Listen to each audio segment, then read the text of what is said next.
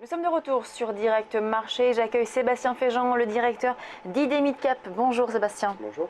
Alors un mot quand même sur les attentats qui, semble-t-il, n'ont pas eu d'impact sur les marchés. C'est ce qu'on a vu hier en tout cas, les marchés à l'équilibre. Ce matin, on est en hausse. Finalement, ça veut dire que c'est intégré dans les cours. On a déjà eu des attentats, on a déjà eu des tensions géopolitiques importantes.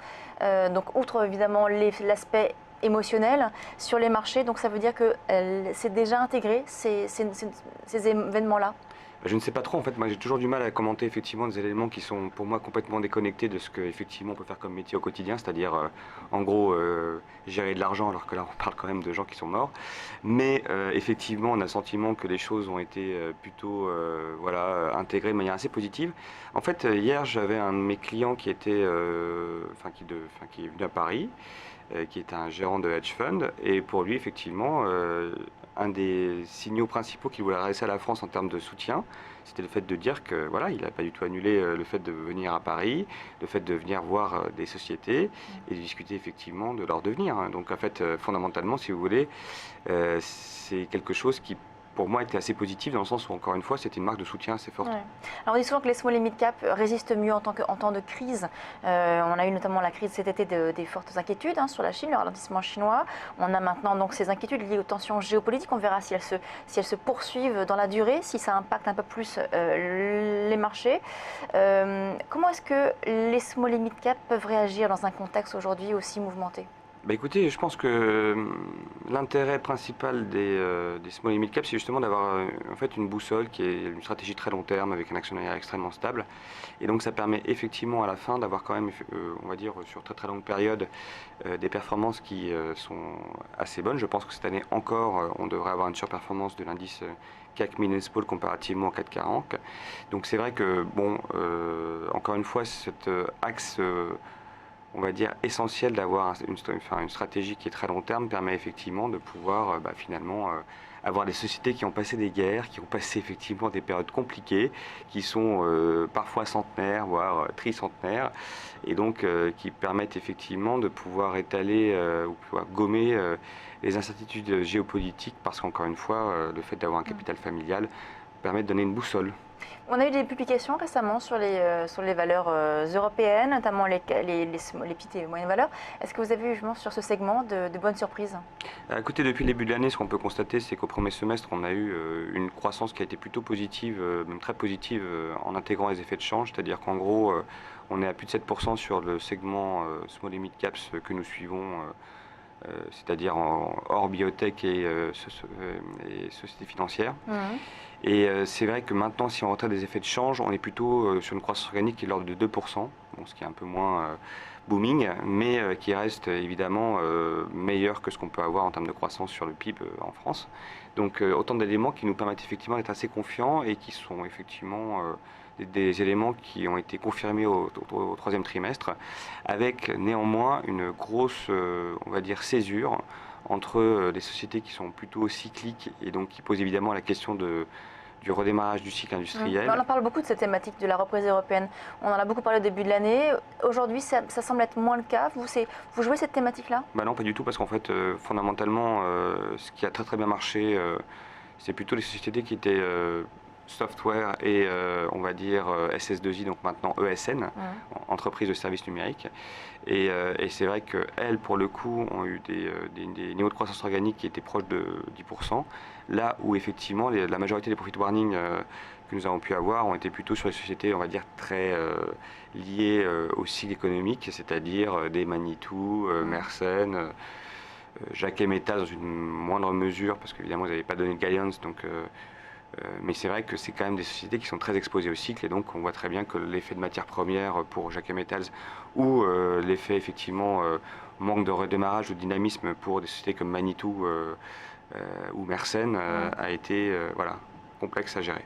Est-ce que vous allez par exemple sur une autre thématique comme par exemple les valeurs de rendement qui là par exemple sont des valeurs qui vont offrir du rendement par le versement de dividendes par exemple? C'est une thématique qui peut être intéressante actuellement? Moi j'ai jamais compris cette thématique du dividende objectivement, parce que c'est-à-dire que les sociétés qui versent des dividendes très élevés, c'est forcément des sociétés qui ont des problèmes sur leur equity story. Donc, et la dernière en date a été, je crois, Néopost, qui a divisé par deux son dividende parce qu'évidemment, ils ont des questions sur le financement de la croissance et de la stratégie, notamment en termes d'acquisition, qui est un vrai sujet pour eux parce que, évidemment, ils cherchent à trouver un moyen de pouvoir sortir de leur corner qui est celui d'avoir un métier traditionnellement lié à l'envoi de lettres, hein, qui est effectivement leur principal.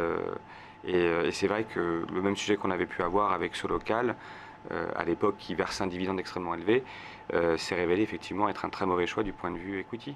Donc en tout cas pour ce qui concerne les small et mid cap, maintenant pour les grandes valeurs, j'imagine que c'est un tout petit peu différent. Mais je préfère avoir des sociétés qui ne distribuent pas de dividendes et qui financent leur croissance. Alors justement, quels vont être justement ces choix de valeurs aujourd'hui? Vous allez privilégier quel type de thématique ou tout simplement si c'est du stock picking, quel type de valeur? Je pense qu'en fait l'heure va être au stock picking parce que c'est vrai que dans un environnement qui devient très compliqué du point de vue macroéconomique, finalement il faut trouver des valeurs qui présentent effectivement des stratégies, des positionnements qui sont on va dire, intrinsèquement générateur de croissance et de résultats. Et donc, par exemple, quel type de valeur? Je ne sais pas, nous on aime beaucoup, on continue à aimer les équipementiers automobiles, hein, les MGI Coutier par exemple, qui sont des valeurs qui ont publié en plus de très très bons résultats au T3. Le Bélier également est une valeur qu'on apprécie beaucoup. On a eu également beaucoup de M&A, donc avec Montupet qui a été racheté, donc comme d'habitude les small et mid cap, ça reste un segment qui est extrêmement on va dire, confronté à ces thématiques de M&A, mais pas confronté d'ailleurs, porté par ces thématiques de M&A, et c'est donc de fusion-acquisition. Et dans ce cadre-là, c'est vrai qu'on a eu encore cette année quelques belles valeurs qui sont fait racheter, Audica, Fevlet, Next Radio, qui posent évidemment la question du renouvellement de la cote, mais ça sera une question qu'on se posera peut-être un peu plus tard. Mais en attendant, on continue effectivement à bénéficier de ce mouvement qui reste évidemment très lié à cette thématique de small et mid caps.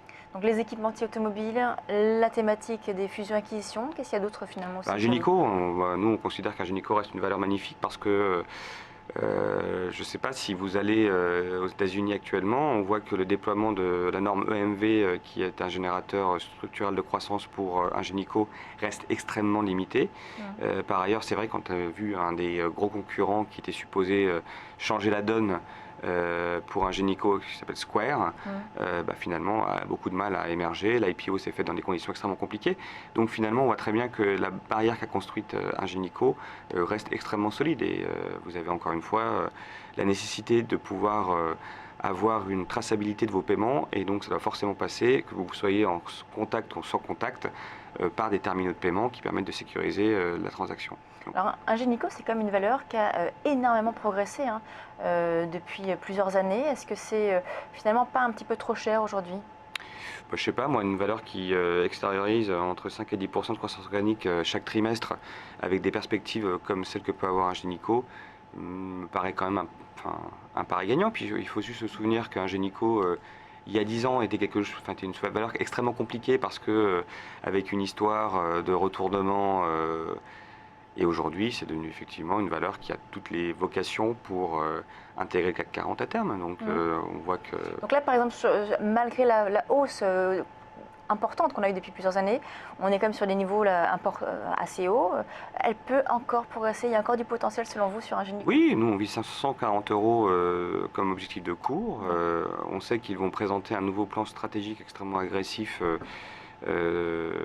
prochainement, donc on reste très confiant sur le management, sur l'exécution, sur ce qui fait fondamentalement la force de ce type de valeur. Enfin, je veux dire, après qu'on sera dans le CAC 40, on pourra se poser la question, mais en tout cas pour nous, c'est encore une des mid-caps qui devient une large cap et sur lesquelles on a effectivement de fortes convictions.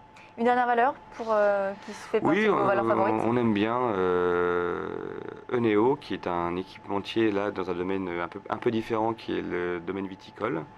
On pense que là aussi, il y a des perspectives de croissance très intéressantes, notamment liées au fait que un jour, peut-être que la Chine va commencer à consommer du vin, par exemple, et que leur positionnement, notamment à la fois dans les bouchons, mais également dans la tonnellerie, constitue effectivement des gages de performance intéressants. Sachant que, encore une fois, l'histoire est loin d'être finie, puisque de toute façon, ils vont générer des flux de trésorerie très très très positifs durant les 3 prochaines années. Donc on peut estimer que soit effectivement ce sera utilisé pour faire des acquisitions comme ils viennent de le faire au Portugal, soit ce sera utilisé effectivement pour verser des dividendes qui peut être intéressant. Et donc c'est là où je me contredis par rapport à ce que j'ai dit au départ. Voilà. Sur les rendements, mais bon. Voilà. Merci beaucoup en tout cas pour ces recommandations, donc sur Oneo, sur MG Coutier, Ingenico, donc toutes ces valeurs qui selon vous ont du potentiel et qui sont intéressantes à regarder. Merci beaucoup Sébastien Féjean, Merci. le directeur d'ID Midcap. On passe à la suite de Direct Marché.